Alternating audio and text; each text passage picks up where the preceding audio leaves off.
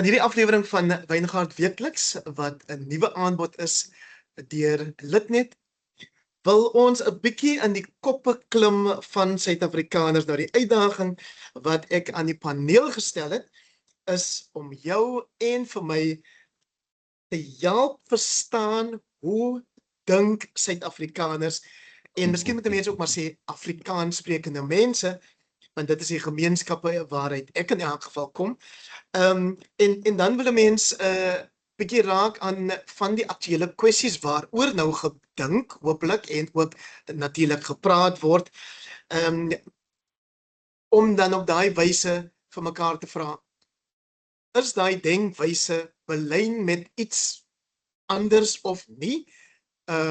Dink die twee paneellede dieselfde daaroor of nie? En hoe kan ons beter dink? En dis dalk nie eens die regte woord nie. So kom ek stel liewer eers my paneel aan julle bekend. Alida Kok is 'n dosent in politieke wetenskap aan Akademia, en ek sê vir haar hallo, en dit is lanklaas dat ons 'n gesprek soos die gehad het. Om die waarheid te sê, toe ek nog by RSG was, het ons dit gedoen.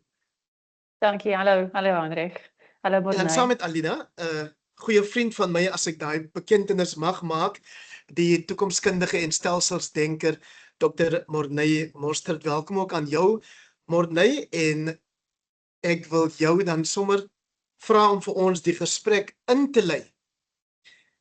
Wat sou jy reken is die definisie van denke of denkwyses, en waarom maak dit saak? Morney? Ja, ek bly jy begin met die maklike vrae, nie? Dit is natuurlik 'n komplekse ding, jy weet, die menslike verstand is 'n geweldige komplekse ding. Ons is nie masjiene nie. En dis dalk nie 'n slegte punt om by te begin nie, want in die eerste industriële revolusie het ons die masjien eintlik voorgestel as die dominante model van sukses en werk en dies meer. En dit het gelei tot geweldige negatiewe wyses waarop ons verstand gebruik. So 'n mens kan oor denke op verskeie wyses redeneer. Die een manier is eenvoudig om te sê dat dit is 'n funksie van die brein. As 'n mens nou tipies op 'n evolusionêre manier dink, dan is die doel daarvan eintlik om probleme op te los. En in daai opsig is dit geweldig belangrik om jou vraag te antwoord, want anders, as 'n mens nie kan dink nie, dan is jy eintlik blootgestel aan die soort van gety van die samelewing en die wêreld rondom jou. En jy dryf eintlik maar saam met wat rondom jou gebeur. Terwyl as jy denkvermoë ontwikkel, dan is jy besig om 'n aktiewe verhouding met jou omgewing te skep, en op hierdie manier kan jy natuurlik probleme oplos vir jouself, jou organisasie, jou samelewing, jou familie en so aan. Alida, en as ek dit reg het, is daai gety iets waaroor jy nogal gereeld in jou rubrieke skryf, juis om die punt te maak dat mense nie meegevoer moet word nie, maar vir hulle self moet dink. Ja, dis die ding. Ons leef vandag in 'n tyd wat mense moet eintlik daai woord dink baie versigtig gebruik, want mense word net meegesleer deur aannames en persepsies en emosie, en natuurlik vandag ook 'n groot ding waarop daar gedurig klem geplaas word, is die daad, weet jy, die groot politieke ding wat moet gebeur, of die aksie, weet die daad, en wat ons sien vandag ook, dit gebeur dikwels of meerendeels so dat daai daad word deur niks onderlê nie. Dit word nie deur denke onderlê nie. Ek kan nie help om, ek moet tog net verwys ek na die idee van Plato se grot, weet, dis 'n ou metafoor wat ons gebruik, maar net om vinnig dit te verduidelik, weet, in Plato se grot is daar mense wat vasgevang is in 'n grot, hulle is vasgeketting op banke, en hulle kyk na 'n grotmuur, en hulle sien skadu's teen die grotmuur. Weet, dis 'n lang storie hoe dit gebeur, en hulle dink daai skadu's wat hulle teen die muur sien is die werklikheid. Dit is ja, hulle vat dit vir wat dit is die werklikheid. Maar eintlik waar daai metafoor gaan is om uit die donkerte van daai grot uit te kom en in die sonlig buite die grot te kan kom. Dis die ervaring van die werklikheid. Wel, dis iets van 'n gewaarwording wat mens moet kry en 'n volwassenheid wat moet ontwikkel. En jy kan nie dit hê as jy nie stil word nie. as jy nie as mens kan stil wees en jy kan nie as mens selfs 'n tipe kontemplatiewe lewe. In die tradisie is daar 'n ou onderskeid tussen 'n aktiewe lewe, die politiek, en 'n kontemplatiewe lewe, waar jy kan stil word en maar in voeling maar met die werklikheid wees. So mense is nie stil vandag nie. Mense kan eintlik maklik sê dat mense verloor hulle koppe eintlik op 'n gereelde basis, omdat hulle so maklik neergesleep word deur dit wat op sosiale media bespreek word, of die algoritme, of wat dit ook al mag wees. Ons weet nie meer wat die waarheid is nie. So Martyn, kom ons help die mense wat na die video kyk, deur vir jou te vra, hoe verseker 'n mens dan 'n balans tussen wat Alida noem die aktiewe en kontemplatiewe? Ja, ek werk met organisasies die wêreld heen, meestal. Maar jy glimlag nou so asof jy wil sê, Jessie Hein, weet jy waarvan jy praat? Ek weet nie, dis hoekom jy hier is. Nee, dit is so 'n belangrike vraag, want in die werk wat ek doen, dit is tipies met senior bestuur in groot organisasies, meestal buite die land, is die kontemplatiewe lewe, soos Alida dit beskryf, 'n raarheid. Want jy is so besig, jy is as 'n senior bestuurder onder soveel druk, dat selfs die idee net daarvan om te dink, is 'n skrikwekkende ding. Jy weet, dis omtrent net by 'n universiteit waar jou baas jou kan bel en sê, wat maak julle daaronder? En jy sê, man, ons dink so bietjie. En dan sê jy baas, maar waaroor dink julle? In my geval sal die antwoord wees, wel, ons dink oor hoe 'n mens sou kon dink. En dan sê jy baas, maar ons is bly julle werk hard daaronder. So dis 'n rare ding in die sakesektor waar ek myself begewe, maar dit is, soos jy ook uitwys, 'n geweldige belangrike ding. En dit bou nou uiteindelik in die 80s dit populêr gemaak dat 'n mens eintlik denke kan leer, net soos wat jy kan leer om sokker te speel of die klavier te speel of enigiets anders, kan jy eintlik leer dink. En in my eie werk, ek kan nou jy weet, ontwikkel 'n klomp navorsing rondom leermetodieke. Maar miskien moet ek net gou vinnig sê, mens, daai ontwikkeling waaroor jy vra, in my werk sê ons kan plaasvind op 3 hoofmaniere. Die eerste is die inhoud van jou denke. Waaroor dink jy nou eintlik? En die werklikheid is dat die algoritme waarvan ons nou gehoor het, is eintlik 'n voorskrif vir die inhoud van jou denke. En daarvoor moet 'n mens baie versigtig wees. Die tweede in my werk is die vlak van jou denke. Met ander woorde, in die sakesektor dink jy op 'n operasionele manier, of dink jy op 'n strategiese manier. En dan die derde wat regtig vir my fascinerend is die metodiek van jou denke. En daar gaan dit eintlik oor die tipe vrae wat jy vra, hoe jy ondersoek instel tot jou probleme, want dit lei tot 'n verskeidenheid oplossings. So die inhoud, die vlak en die metodiek skep 'n soort van driehoek waarvan akademici baie hou. En ons het 'n akademikus by ons, Alida. By Akademia weet ek lê julle nogal heelwat klem op die idee van 'n klassieke universiteit. En jy het nou al klaar vir ons 'n voorspraakie gegee met jou verwysing na Plato. So verduidelik dit op 'n eenvoudige manier. Wat is die verband tussen die klassieke universiteit en waarheen ons probeer op pad wees met 'n gesprek soos hierdie? Daar's 'n kernbeginsel aan die klassieke universiteit, dat as jy jouself met opregte toegewydheid besig hou met skoonheid, en die skoonheid kan wees 'n teks, weet 'n skone teks, dit is die kunste, dit is die wetenskappe, weet die natuurwetenskappe, die geesteswetenskappe, die humanitas, die letterkunde, weet ek kan aanhou. Dit werk op die veronderstelling dat as jy jouself met dit besig hou, dan gee jy eintlik in 'n lang tradisie geboorte aan skoonheid. En dat daar eintlik ook op 'n manier dan, sal jy 'n gewaarwording ontwikkel van wat die waarheid is. So daar's dikwels 'n baie, daar moet ook 'n baie langer traject in die toekoms in wees. So daar's 'n baie lang traject na die verlede toe, en 'n baie lang traject na die toekoms toe. En daarom, dit klink baie eenvoudig en eintlik is dit baie eenvoudig. Weet, ons kan dikwels in 'n moderne konteks so vasgevang raak en die analitiese is geweldig belangrik. Ons moet analities kan dink oor hoe ons dink ook. Maar ons kan so vasgevang raak aan die analitiese dat ons goeders te maklik kan begin fragmenteer of spesialiseer en dan oorspesialiseer en dan verloor ons voeling met die groter geheel van dinge. So dit gaan maar net ook daaroor om die dele in die geheel in samehang met mekaar te kan sien.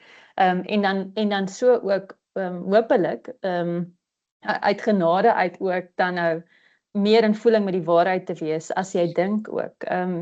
So dit gaan ook daaroor uit die beseffing dat dit hang nie ook alles van jou af nie. Daar's 'n nederigheid wat met dink gepaard moet gaan.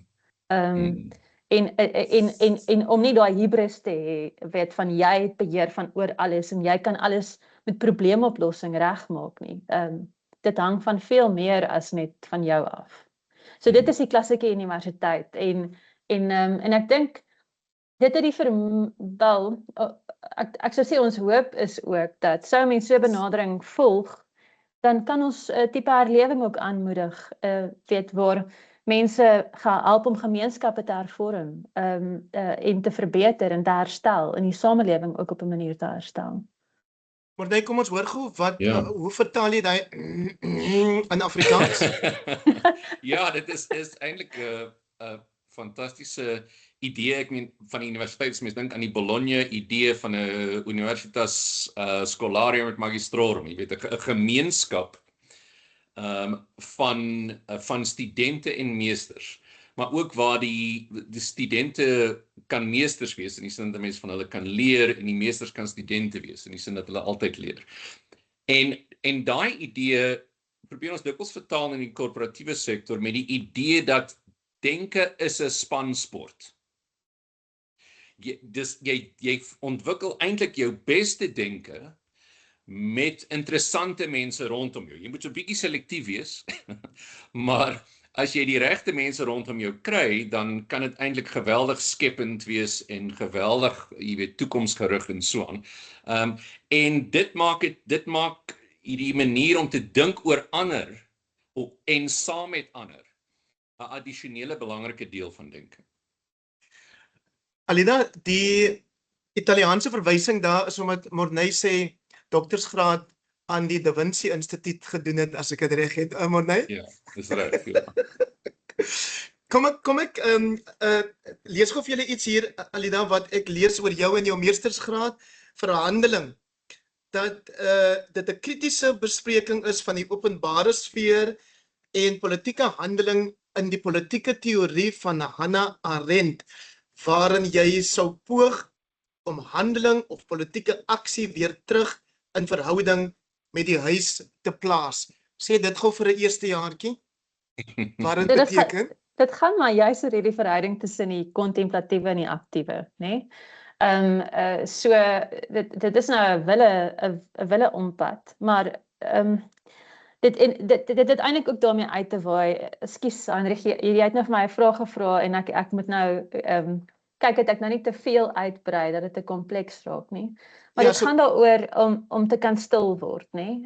So om in 'n konteks te wees waar ons leer om weer 'n huislewe te hê en 'n lewe te hê waar jy jouself kan afsonder om te kan dink en kontemplatief te kan leef. So daai is 'n element daarvan. Die huis het ook natuurlik baie met die vroulike uit te waai. Weet vroue en kinders is in huise. As jy gaan kyk na die oorspronklike, weet hoe ons dink oor die openbare sfeer in antieke Griekeland. Hannah Arendt het teruggegaan. Dit was hoogs ongewoon op 'n manier toe sy dit gedoen het, maar sy het teruggegaan na antieke Griekeland toe om oplossings te kry, daar om konsepte daar te kry en dit terug te bring na haar hede toe, want sy het gedink oor die kwessie van totalitarisme. Wat moet ons doen om die totalitêre staat te verhoed dat dit weer gebeur of dat dit verdere vooruitgang maak of opkoms maak? En in daai idee van wat die openbaar is, weet waar, dis die plek waar ons uit die huis uit gaan. Ons sien mense wat anders is as ons, wat divers is, weet ons sien en ontmoet mekaar daar, en dis waar openbare gesprek ook natuurlik plaasvind.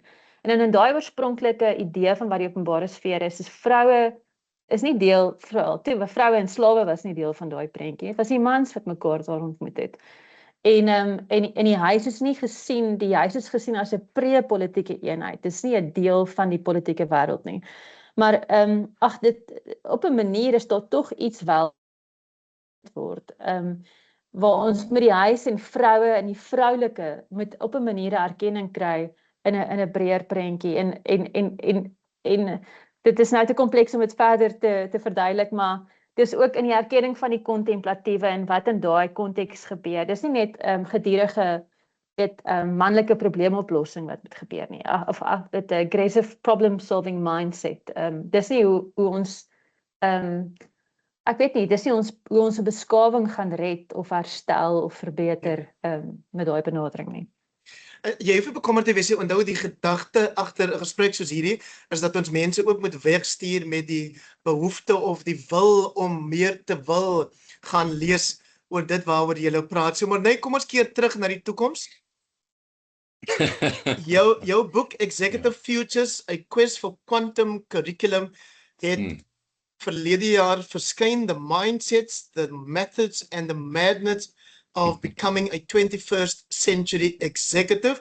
Ek gaan nie voorgee dat ek die boek al deurgelees het nie, maar Alida, ek haal wel aan uit die heel eerste sin by die voorwoord deur die skrywer. Most executives know more about how to use ChatGPT than they know about their own forms of intellectual processing. Wat sê jy vir ons daarmee, Morney Mostert? Ja, dit is 'n aanname, né? En dikwels in die outeurswêreld hoef jy nie eintlik iets te bewys nie. Jy hoef net iets voor te stel wat moeilik is om die teendeel te bewys. Nee man, as slaan jou naam met 'n plank.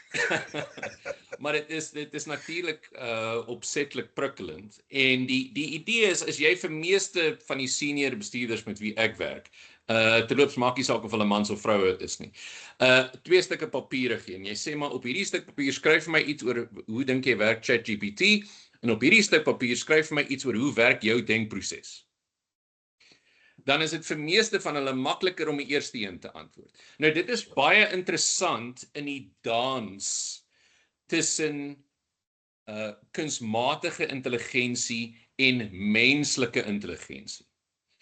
En eintlik een van die fascinerende goed wat gebeur is dat soos wat ons meer leer oor kunsmatige intelligensie, besef ons eintlik, in 'n sekere sin 'n wonderlike ding van navorsing, maar besef ons eintlik die leemtes in ons kennis oor menslike intelligensie.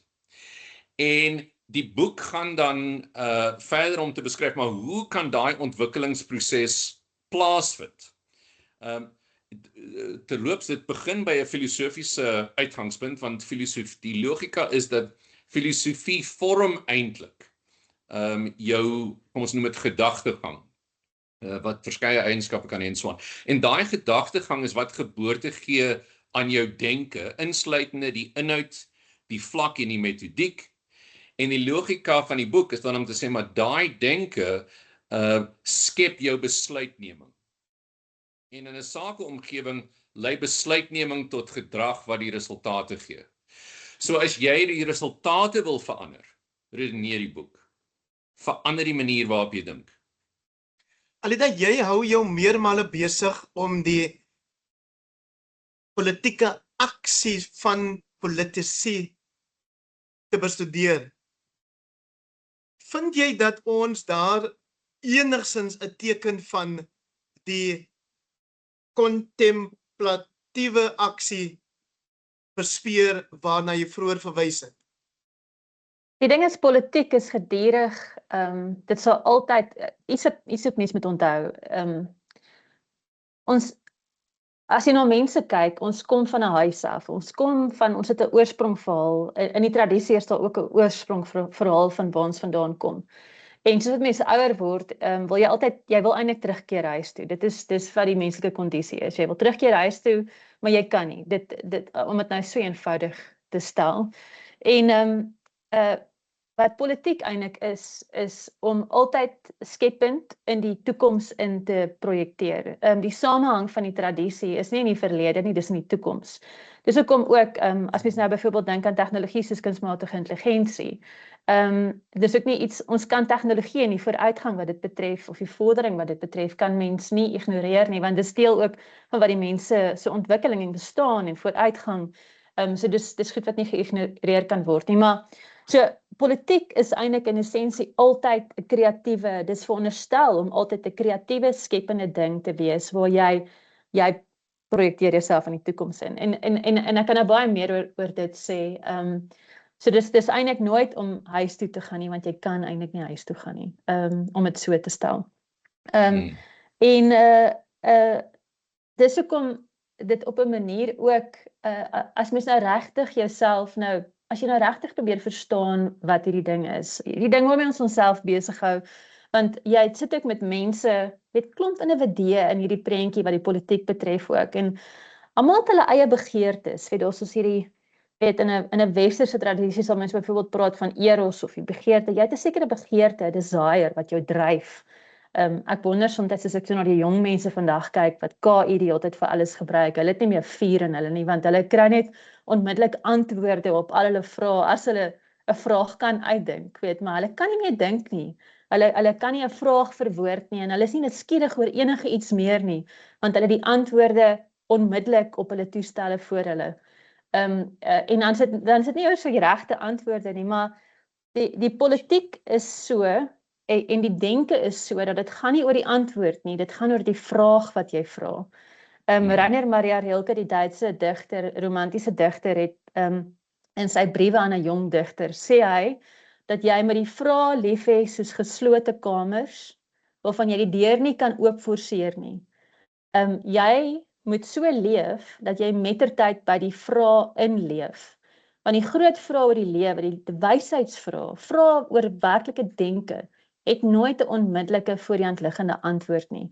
Jy moet by daai vrae inleef, en dan sal jy dalk iewers in die toekoms die antwoord kry. Dit is volwasse wording, dit is menswording. Ons het dit nie meer nie, omdat ons nie kan dink nie, ons kan nie dink oor die vrae wat ons vra nie, en kunsmatige intelligensie speel 'n baie groot rol, veral vir 'n jonger generasie, om denke dan nou te verhoed. En die politiek is veronderstel om dieselfde ding te wees. Dis daai kreatiewe projekteer myself in die toekoms in, projekteer my gemeenskap in die toekoms in. So die politiek het eintlik net vandag, politisiërs, dis 'n kakofonie, dit is chaos. Ek dink enige groep wat dit moontlik sal kan regkry om hierdie ou kreatiewe ding van wat die politiek is, as hulle dit kan regkry, dan kan hulle met die kleinste bewegings, die kleinste besluitneming en aksies, kan hulle 'n baie groot impak, goeie impak op die wêreld hê. Want nou so in daai selfde huis waarna Alida nou verwys, waar die kamers dalk toegesluit is dit wel so dat etenstyd is almal rondom die etenstafel of buite by die braaivleisvuur, en daar word dalk nie noodwendig vrae gevra nie, maar antwoorde aangebied oor die kwessies van die dag. 'n mens wil weet tot hoe mate vorm dit Suid-Afrikaners se denke oor die kwessies wat ons noem current affairs in Engels. Ja, dit is krities belangrik, want jou denke word natuurlik iewers ontwikkel. Ek moet daarom net sê, Alida, ek kry soms die geleentheid om met jonger mense te werk, nie in 'n universiteitskonteks nie, maar in 'n korporatiewe konteks. En daar is daarom tog 'n bietjie nuuskierigheid te bespeer. Dis goed. Ek is en dit is dalk so dat hulle is dalk nou reeds gekonfronteer met die korporatiewe problematiek. So hulle is nou bietjie geforseer om probleme op te los en so aan. 'n Voorbeeld daarvan onlangs is in 'n baie groot Saudi-Arabiese organisasie wat 'n nuwe stad skep, dis die vlak waarop Saudi-Arabië dink op die oomblik byvoorbeeld. Die stad toevallig is Qiddiya, en die basisfilosofie van die stad is speel en speelsheid. En die idee is om 'n stad te ontwerp op die wetenskap van speel.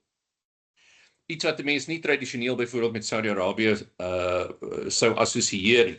En in daai projek byvoorbeeld moes jong mense met kreatiewe voorstelle kom van hoe so 'n stad sou lyk. En ek het die absolute voorreg gehad om met die topbestuur te werk en dan ook met die nuwe gegradueerdes.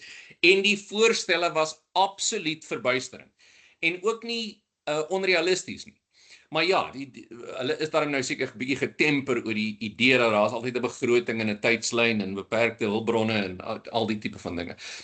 Maar ja, en ek dink die vraag wat ons vir mekaar vra is ook belangrik. My lees van die Suid-Afrikaanse konteks om jou vraag te antwoord is, baie van my tyd het te maak met die toekomswetenskap. Hoe sou 'n mens besluite neem indien jy sou aanvaar die toekoms bestaan? Hoe sou jy anders dink?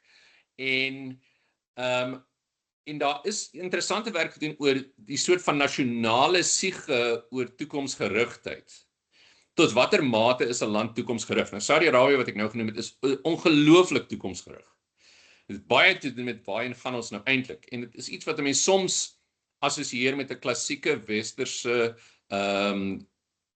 filosofie, jy weet die soort van idee van die Amerikaanse droom en die visie idee en die bestuurswetenskappe kom baie daarvan uit die Amerikaanse navorsing.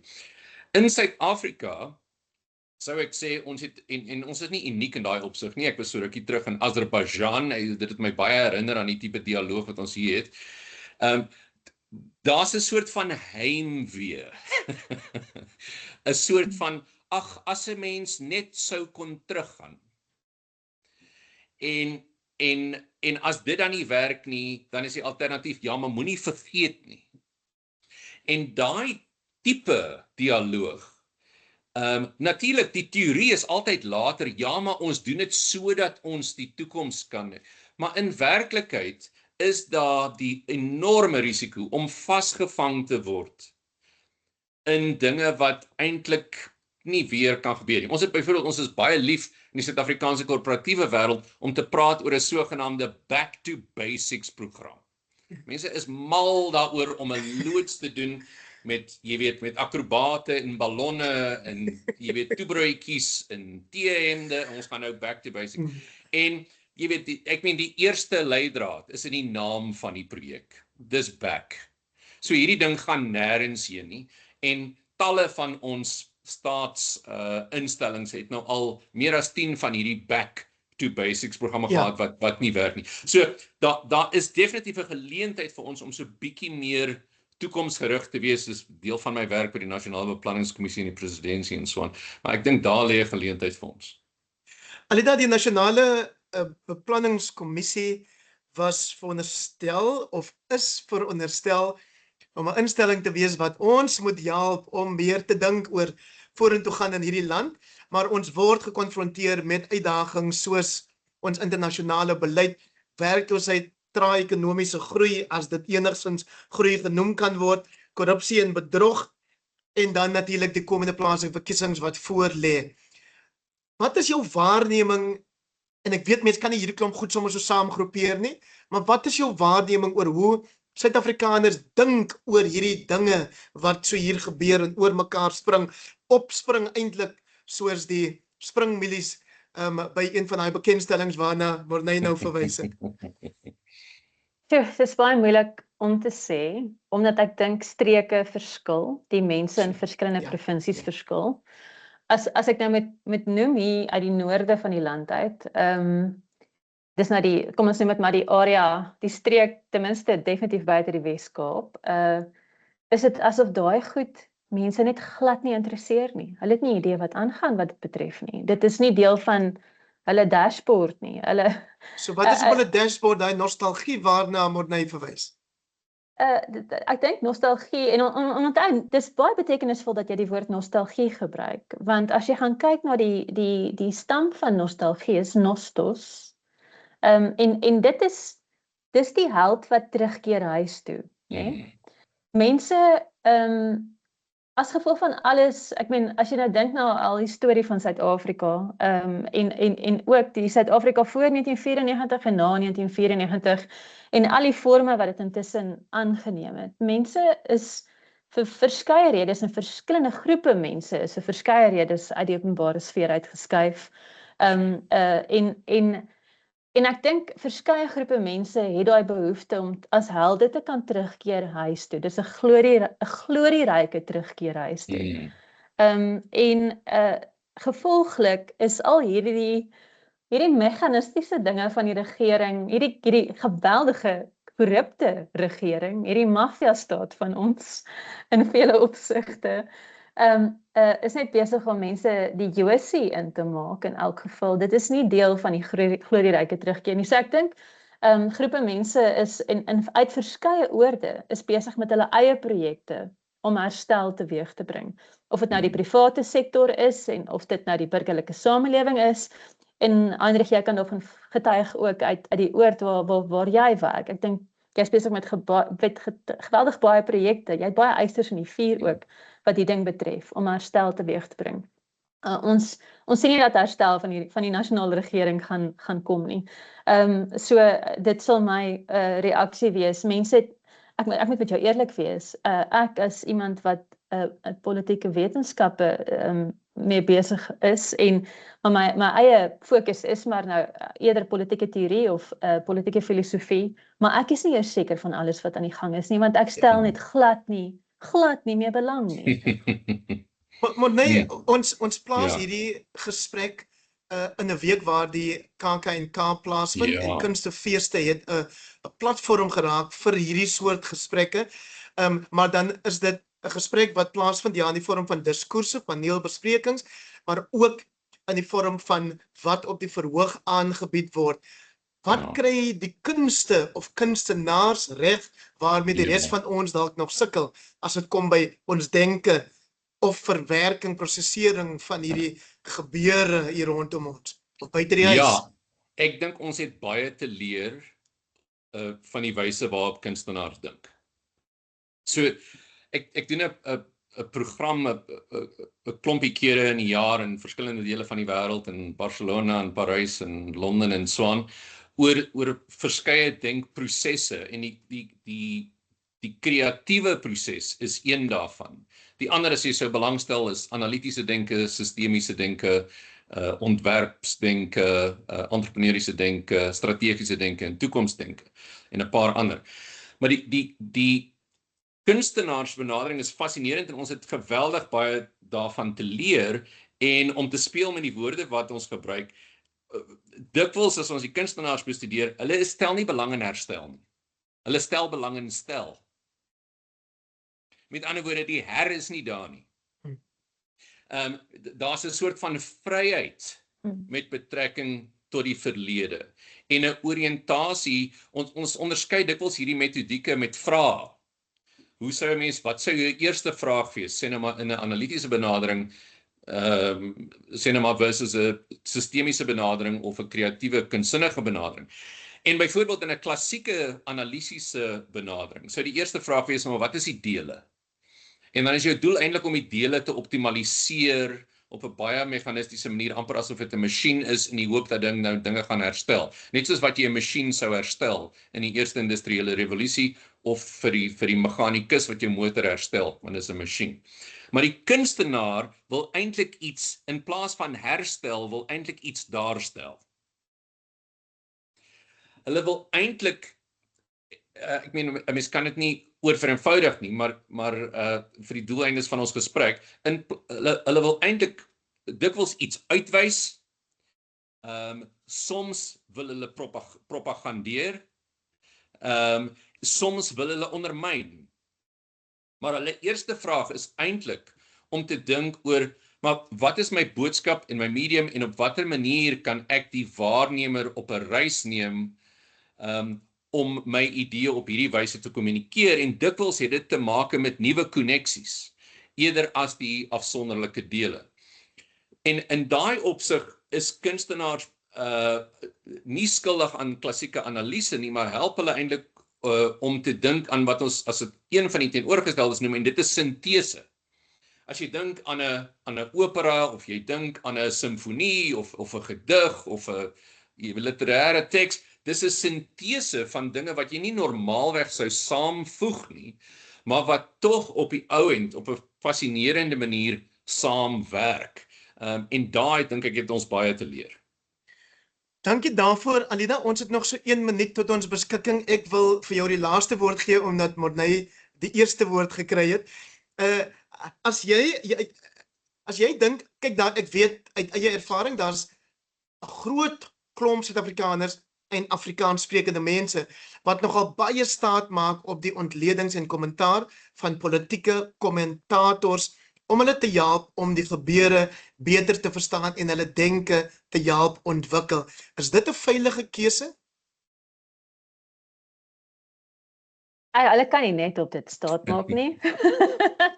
Dit is maar deel van hierdie getuie wat hulle kan vat van een kant na die ander kant toe. Mense met hulle lewens so inrig dat hulle vir hulle self ook dink. En ek dink op 'n punt kan kom waar denke moenie gerig wees daarop om ander seer te maak nie. Weet dit moenie daarop gerig wees. Ek dink dit is 'n naïewe stelling om te maak, maar dit gaan nie daaroor. Denke moet op die einde van die dag nie gaan oor ego nie. Dit moet gaan oor waarheid, wat ook al dit mag beteken. Ek dink mense is maar mettertyd besig om dit al hoe meer uit te vind. Maar nee, hulle kan nie net op daai politieke kommentator staat maak nie, glad nie. Ek sien ook agter die skerms wat gebeur by publikasies as daar besluite geneem word oor wie skryf of wie nie skryf nie. Nee, dit maak nie noodwendig altyd sin nie. Mag ons aanhou gesels, aanhou dink oor hoe ons dink en nooit by die waarheid uitkom nie. Baie dankie Alida Kok en Morney Mostert en dankie ook vir julle wat na hierdie episode van Wyngaard Weekliks gekyk het.